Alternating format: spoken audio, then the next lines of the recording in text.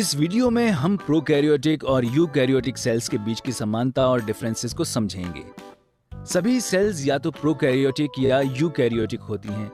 Prokaryotic cells वाले organisms को prokaryotes और यूकैरियोटिक सेल्स वाले ऑर्गेनिजम्स को यूकैरियोट्स कहते हैं। बैक्टीरिया और आर्किया प्रोकैरियोट्स हैं, जबकि पेड़ पौधे, जानवर, फंजाई और अन्य सभी ऑर्गेनिजम्स यूकैरियोट्स हैं।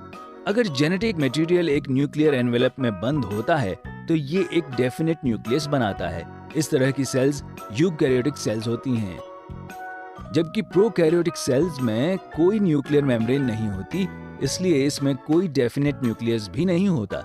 डीएनए साइटोप्लाज्म में ही रहता है। एक न्यूक्लियस जिसमें न्यूक्लियर मेम्ब्रेन नहीं होती उसे न्यूक्लियोइड कहते हैं। ये वास्तव में कोई स्ट्रक्चर नहीं होता, ये केवल उस एरिया को डिनोट करता है जहां डीएनए होता है। प्रोकैरियोट्स सबसे पहले विकसित होने वाले जीव थे और आज भी ये सबसे ज्यादा पाए जाने वाले जीव हैं। ऐसा माना जाता है कि यूकैरियोट्स प्रोकैरियोट्स से ही विकसित हुए हैं। यानी न्यूक्लियस एक सेल प्रोकैरियोटिक है या यूकैरियोटिक, ये जानने की महत्वपूर्ण कड़ी है। लेकिन कुछ और ऑर्गेनल्स भी हैं।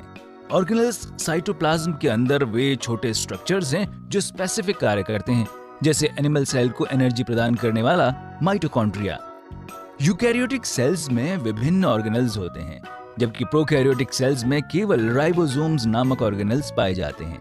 राइबोसोम्स में प्रोटीन्स बनते हैं। ऑर्गेनल्स यूकैरियोटिक सेल्स के लिए बहुत महत्वपूर्ण हैं। बैक्टीरिया उनके बिना रह सकते हैं क्योंकि वे बहुत छोटे होते हैं।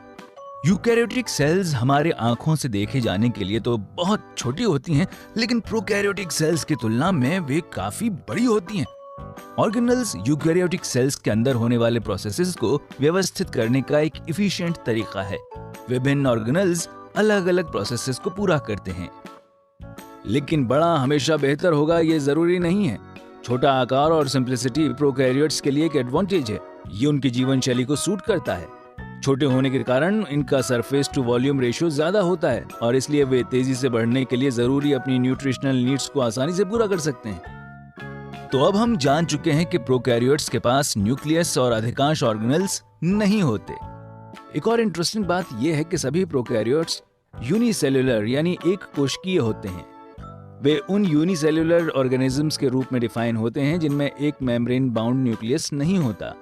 यूकैरियोट्स यूनी या मल्टीसेल्युलर दोनों हो सकते हैं। तो ये थे हमारे न्यूक्लियस फ्री प्रोकैरियोट्स और न्यूक्लियस युक्त यूकैरियोट्स।